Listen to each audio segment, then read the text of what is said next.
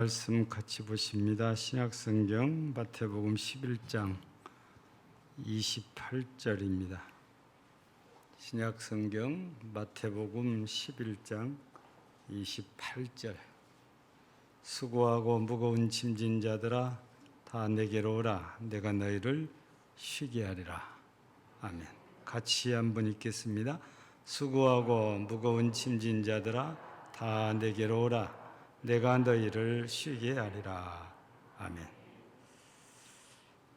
짧고 쉬운 말씀이지만 또 큰 은혜가 되는 말씀이기도 합니다. 우리는 지금 자타가 인정하는 어려운 때를 살아가고 있습니다. 오늘 저녁에는 이 말씀이 힘이 되고 또 위로가 되셨으면 좋겠습니다. 그런 마음으로 또 이 말씀을 여러분들에게 선포를 합니다. 오늘 말씀 대부분이 다 외우고 있는 그런 말씀이지요. 그런데 이 말씀을 보면은 세 토막으로 이렇게 잘 나누어져 있잖아요. 수고하고 무거운 짐진 자들아 이렇게 부르시더니 두 번째는 다 내게로 오라. 그 세 번째는 쉬게 하리라.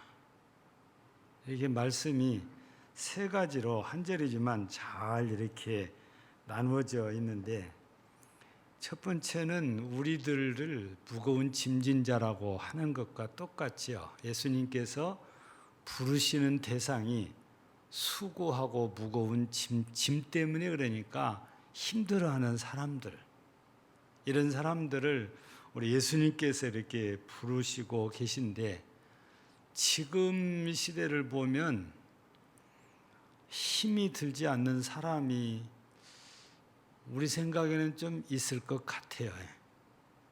나는 힘들지만 힘이 들지 않는 사람.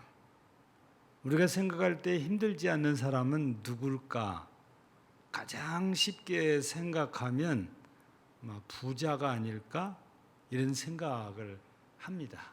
왜냐하면 이렇게 세상이 어려워지면 돈 없는 가난한 사람들이 제일 힘들게 마련이니까. 그렇다고 해서 가난한 사람만 힘이 들고 부자는 힘이 들지 않을까?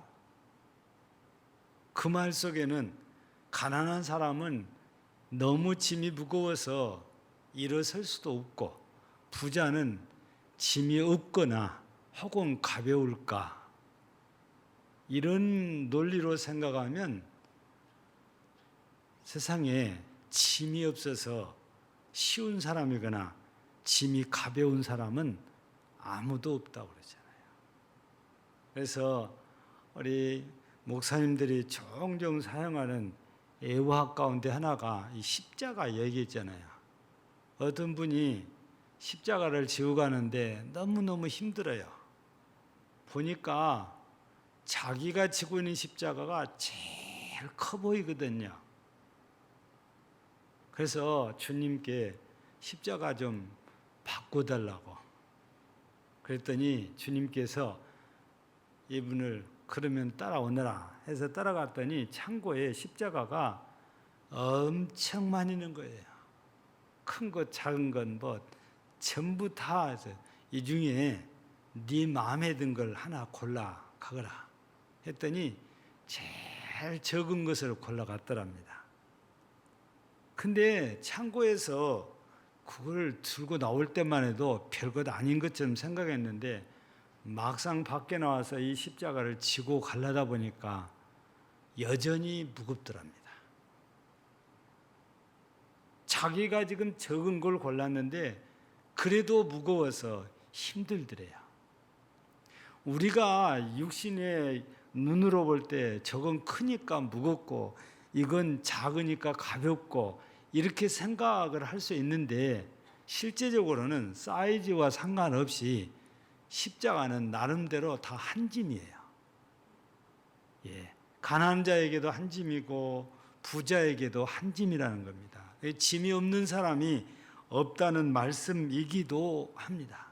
다만 그 십자가 즉 짐이 무엇냐에 따라서 좀 다를 뿐이에요. 내용이 다를 뿐이지 짐은 똑같이 다 가지고 있다는 것입니다. 예를 들면 사회적으로 볼 때에 어느 직장에 가면 말단에서부터 층층층 계급 사회가 다 이루어져 있잖아요.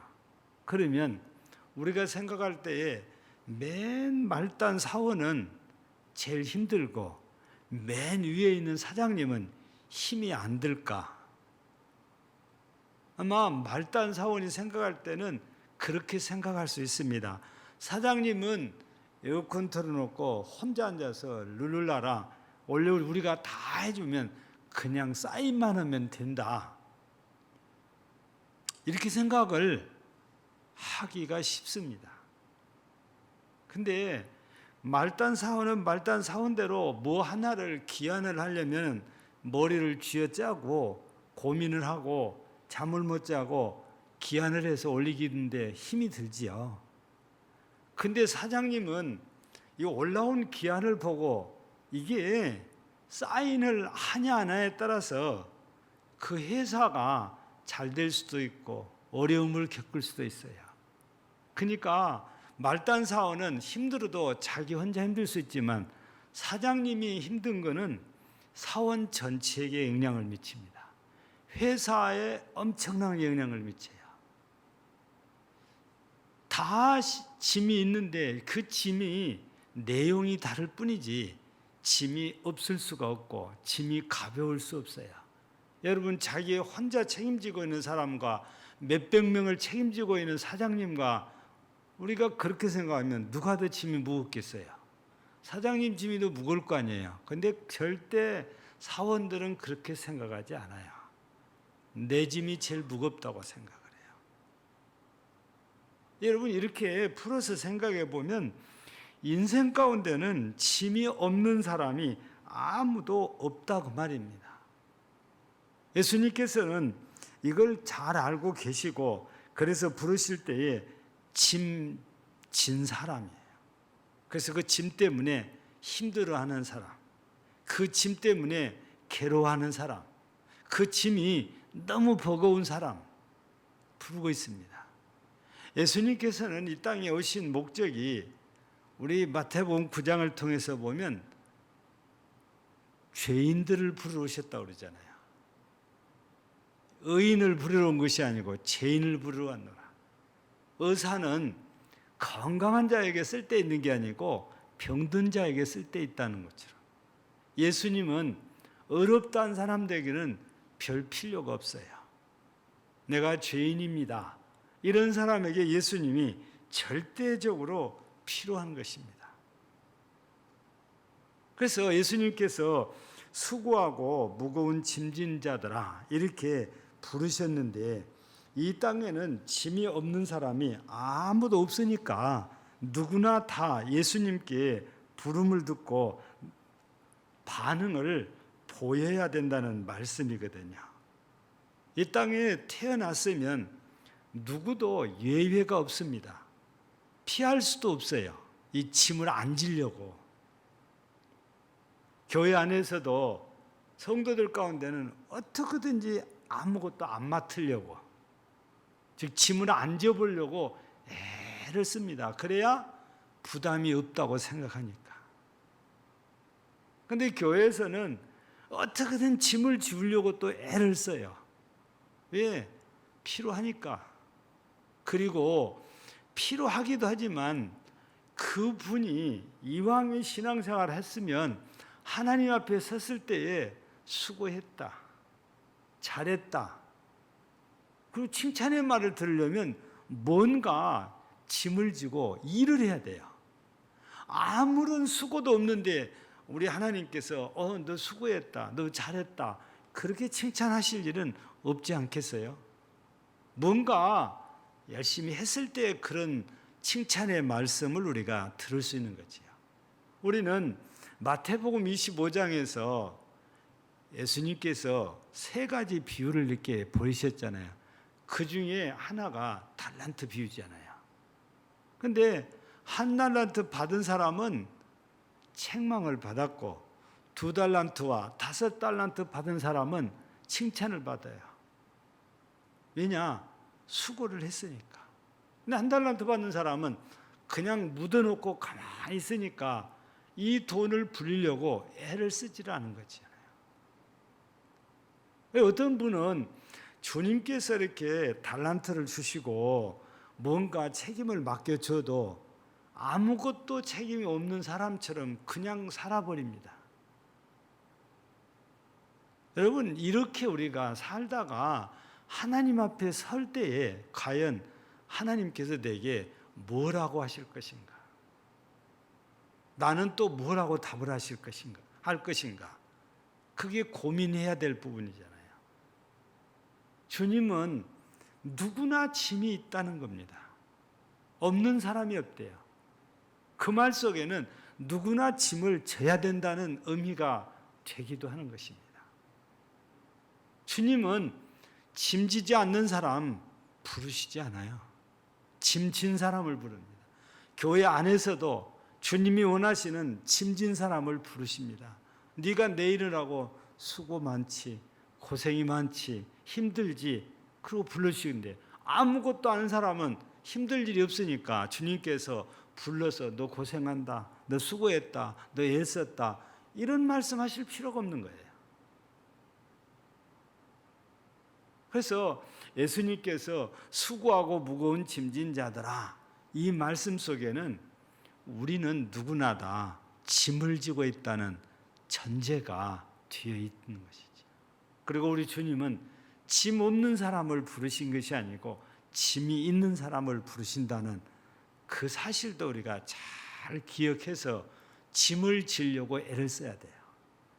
그래야 우리의 수고를 주님께서 보시고 나를 불러주십니다. 예. 우리 주님은 이렇게 수고하고 무거운 짐진 자들아 딱 대상자를 딱 지목하더니 다 내게로 오라, 이렇게 말씀을 하시잖아요. 주님께서 딱 대상자를 지목하더니 그 대사장들에서 다 내게로 오라, 이렇게 말씀을 주십니다. 너무 쉽고 간단하지요.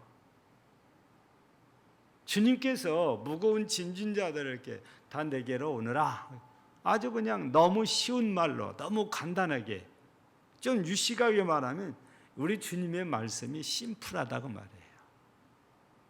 예. 근데 주님께서 이렇게 우리를 부르실 때에 우리는 이해하고 나와야 됩니다. 왜냐하면 세상 짐 때문에 우리 예수님께서 우리를 부르신 것은 아니거든요. 여기에서 짐을 얘기할 때는 내가 져야 될 육신적인 짐이라고 해서 무조건 그건 아닙니다, 그렇게 말을 해서는 안 되지만 근본적으로 여기서 말씀하실 때 짐은 죄악의 짐을 제일 먼저 염두해야 돼요. 왜냐하면 이 짐이 없는 사람이 없으니까. 아니, 세상적으로는 교회 안에서 아무것도 안 하려고 하는 것처럼 세상에서도 아무런 짐이 없이 그냥 누르랄라 사는 사람들이 있어요. 예전에도 그런 말씀을 드렸는데 우리나라 사람들은 아마 없으리라고 이렇게 보지만 중국 사람들은 좀 다릅니다. 부자라고 하면은 우리가 생각하는 그런 조그마한 부자를 말하는 게 아니고 자산이 몇백억에서 몇천억을 가지고 있는 부자들이에요. 그래서 인터넷에 올라온 것을 보면 부인이 아이를 낳으면 한 달 우리나라도 아이 낳으면은 뭐 한 달까지 안 가도 조리원에서 2주 정도는 있잖아요. 근데 2주에 얼마죠? 우리나라는 한 100만 원 가지요? 근데요, 중국 여자들은요, 부잣집에는 한 달 조리원 비용이 5천만 원입니다. 여러분, 어지간한 사람 1년 연봉이 조리원에 한 달에 주는 돈이에요. 이 여자는 뭐 하겠어요? 조리원에서요. 하는 일이 입에 음식 떠먹여주면 이거 씹어서 삼키는 일, 화장실에 가서 볼일 보는 일, 그 예는 없어요. 이제 태어난 신생아 맡아서 잘 돌봐주는 사람이 1명 내지 2명이 붙어 있어요. 예. 여러분, 중국 부자들은요, 애를 키우는데 밥 먹는 데만 신경 써주는 직원이 있고, 옷 코디해주는 직원이 따로 있고, 과외해주는 직원이 따로 있고, 전부 다 틀려요. 그래서 집안일을 해도 우리나라는 도우미로 가면 막 이것저것 다 하잖아요. 중국은 그렇지 않은데요. 딱 도우미로 들어갈 때 청소, 그는 빗자루 들고 청소만 하지 그 위에 거는 아무것도 안 한답니다. 그래서 어떤 분은 여자분의 머리만 손질해주는 직원이 있어요. 그러니까 이 여자분은 자기 손으로는 빗질 한 번도, 태어나서 죽을 때까지 빗질 한 번도 안 해요. 가만히 있으면 머리 다 감겨주고, 드라이 다 해주고, 머리 길면 카트 다 해주고, 허여지면 염색 다 해주고, 아예 그냥 전담 미용사가 다 있습니다.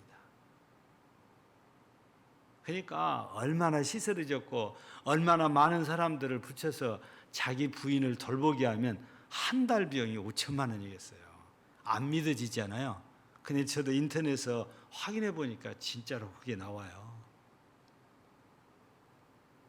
여러분, 이런 여성분은 진 짐이 하나도 없을 것 같아요. 아기 뱃속에 담고 있을 때만 짐을 지고 있다가 아기 따버리고 나니까 짐이 하나도 없어져 본 것 같아요. 예. 그래서 자기 아기가 어떤지도 모르고 그냥 호적으로 이가 네 아이가 내가 난 아이다, 그것뿐이죠.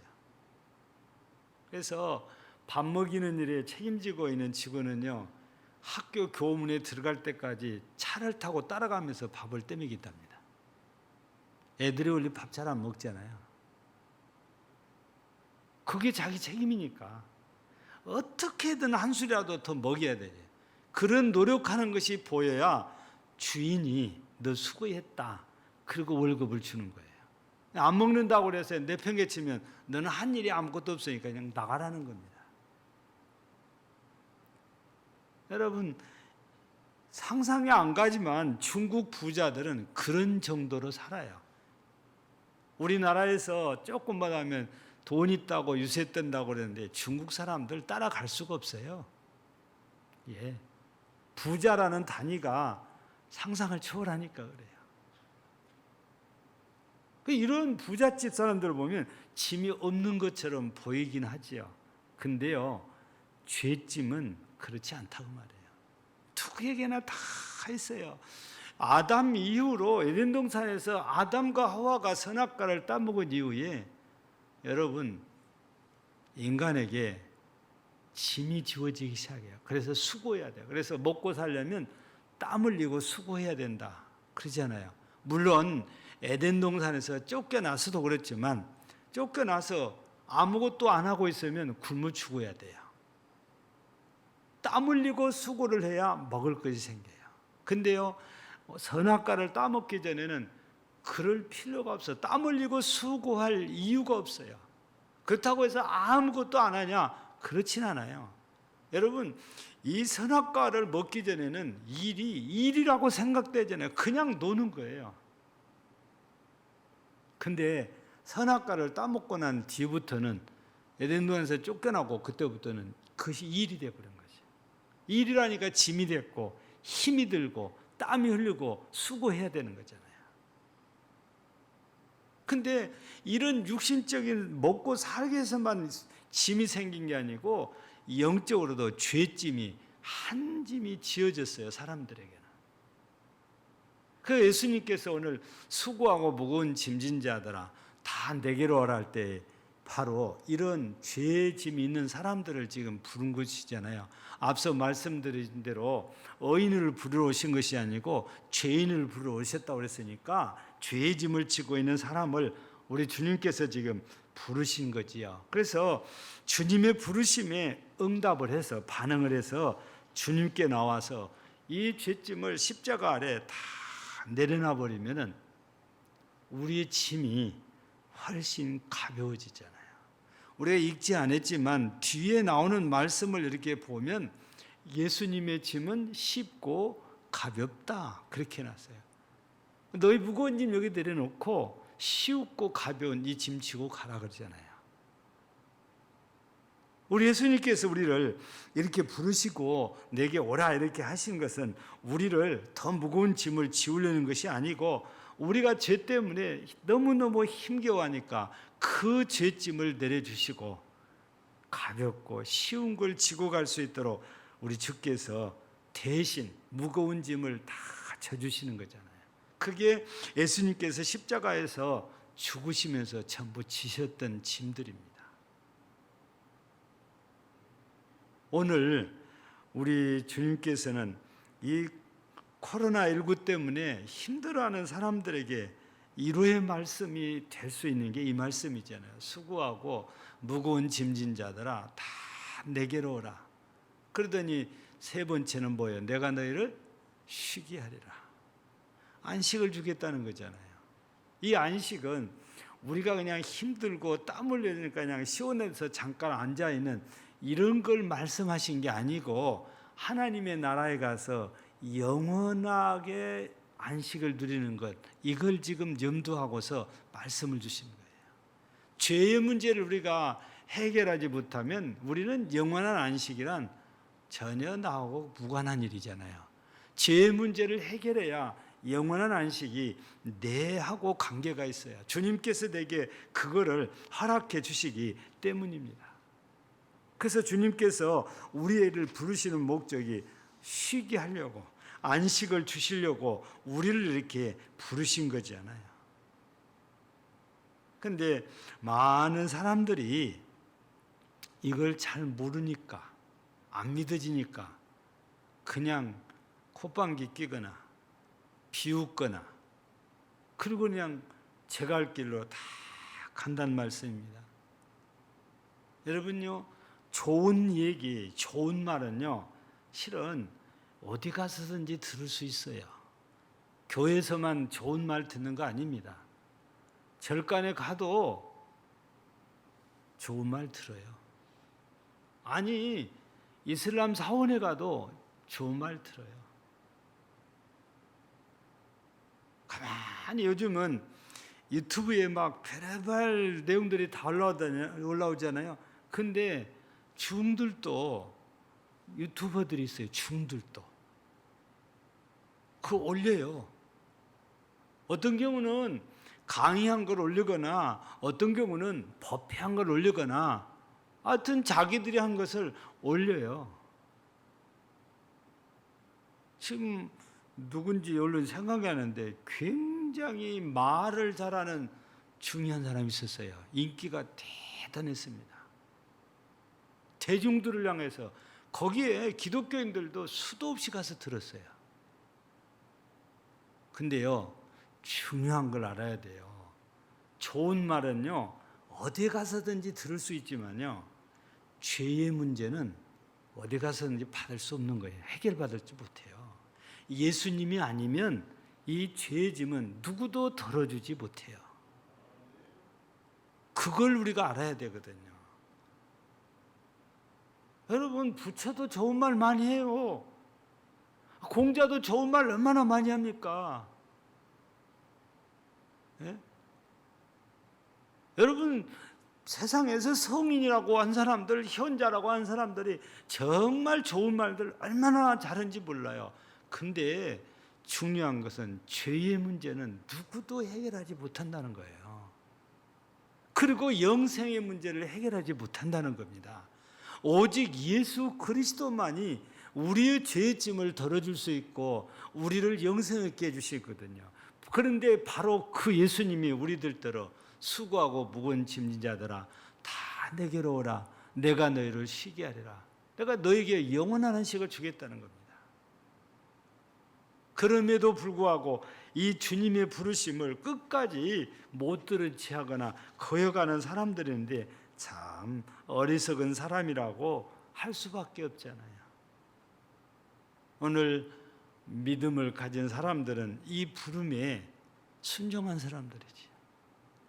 내가 지고 있는 무거운 죄짐들, 이거 십자가를 갖다가 다 벗어주면 예수님께서 알았어 하고 예수님이 다 져주실 분입니다. 나보고 다시 치라고 하지 않아요. 우리는 찬송도 부릅니다. 기억도 안 하신데 자기가 다 져주셔놓고도 저는 내가 너 대신 지금 져줬잖아. 그럼 기억도 안 하세요. 그분이 우리 예수님이시잖아요. 이 어렵고 힘든 세대를 살아가는 우리 성도 여러분, 이 무거운 무엇으로도 해결할 수 없는, 누구도 해결할 수 없는 이 죄의 문제, 죄짐을 예수님께서 대신 져주시겠다고 이렇게 부르시며 우리를 쉬게 주겠다고 우리를 불러주시니 얼마나 고맙고 감사합니까? 근데 가끔 가다가 보면 예수님께서 본래는 우리 죄짐을 져주시겠다고 부르셨는데 죄짐만이 아니고 어떨 때는 세상짐까지도 더 져주실 때도 아주 많아요. 나 혼자서 아무리 머리를 싸매고 고민을 하고 잠을 못 자고 그래도 안 됐는데 주님께서 조금 도와주시면 그게 그냥 희한하게 다 해결되어 버린 거잖아요. 주 목적이 죄짐이라는 것이지 세상짐은 주님께서 그건 나하고 상관없어 그런 게 아니라는 겁니다. 주 목적은 죄짐이에요. 근데 죄짐을 주님이 다 져주시고 나서 때로는 우리가 세상짐도 주님 이것도 좀 져주세요 하면 그것마저도 주님께서 알았다 하고 대신 져주시는 분이 우리 주님이시에요. 그러니 얼마나 고맙고 감사합니까? 이 어려운 때에 우리가 믿고 있는 주님이 바로 이런 주님이시라는 걸 우리가 확신한다면 내가 힘들다, 내가 도저히 감당 못하겠다 이럴 때 혼자 고민하거나 잠 못 자고 괴로워하거나 울지 말고 주님 앞에 그 짐 치고 나와서 내려놓고 주님 나 도저히 이 짐을 질 수가 없습니다. 감당 못하겠사오니 주여 도와주옵소서. 그러면 주님께서 다 살펴보시고 그래 너는 안 되겠구나. 그러면 예수님이 대신 알아서 하고 져주실 거 아니에요. 이렇게 부르셨으니까. 그래서 이 어렵다, 힘들다, 버겁다 누구나 다 이렇게 말하지만 그 짐을 내려놓을 데가 없어요. 사람들은. 근데 우리 그리스도인들은 내려놓을 십자가가 있다는 거예요. 얼마나 감사해요. 그래서 우리 모두 어렵다 하면서도 우리의 무거운 짐들을 우리 주님의 십자가 아래 내려놓고 우리 주님께서 우리에게 주시는 쉽고 가벼운 명예를 메고 남은 삶을 주님과 함께 영생을 향하여 나아가는 복된 성도들이 되어지기를 주의 이름으로 축복합니다. 하나님 아버지 감사합니다. 신불자간에 다 어렵다 힘들다고 합니다. 실제적으로 삶이 무너지는 사람들도 많다고 합니다. 작은 가게 하나 하던 사람들이 무너져 내리는 것을 보면서 절망하는 이들도 있습니다. 오늘 주께서는 이런 힘든 세대를 살아가는 우리들을 향하여서 수고하고 무거운 짐진 자들아 다 내게로 오라 내가 너희를 쉬게 하리라 라고 말씀을 하십니다. 오늘 우리는 이미 주 앞에 나온 자들입니다. 누구나 다 짐을 지고 있다고 하십니다. 오늘 우리는 내가 진 짐이 무겁다고 불평하고 원망하기보다 그 짐을 지고 주님 앞에 내려놓고 주님께 은혜를 입고 주님의 도움을 받아서 우리가 넉넉히 지고 갈 만한 가볍고 쉬운 멍에를 지고 영원한 하나님의 나라를 향하여 나아가 그곳에서 영생을 누리는 복된 성도들이 되게 하옵소서. 지금도 주께서는 우리를 향하여 말씀하십니다. 수고하고 무거운 짐진 자들아 다 내게로 오라. 내가 너희를 쉬게 하리라. 오늘 주님의 부르심에 순종하고 주님의 부르심에 따라 주 앞에 나와 짐을 내려놓고 우리 주께서 주시는 영원한 안식을 누리는 그 큰 은혜가 우리 모든 성도들에게 함께 하시기를 간절히 기도하오니 이 귀한 은혜로 충만케 하옵소서. 오늘 또 하나님께서 새벽부터 이 시간까지 함께 하시고 은혜 주심을 감사합니다. 하나님 오늘 또 주의 백성들에게 은혜를 주시고 힘을 쓰고 이루하셔서 이 어려운 때를 주님으로 말미암아 넉넉히 이기고 삶의 승리자가 되도록 하시고 영광을 받으시옵소서. 예수님 이름으로 기도하옵나이다.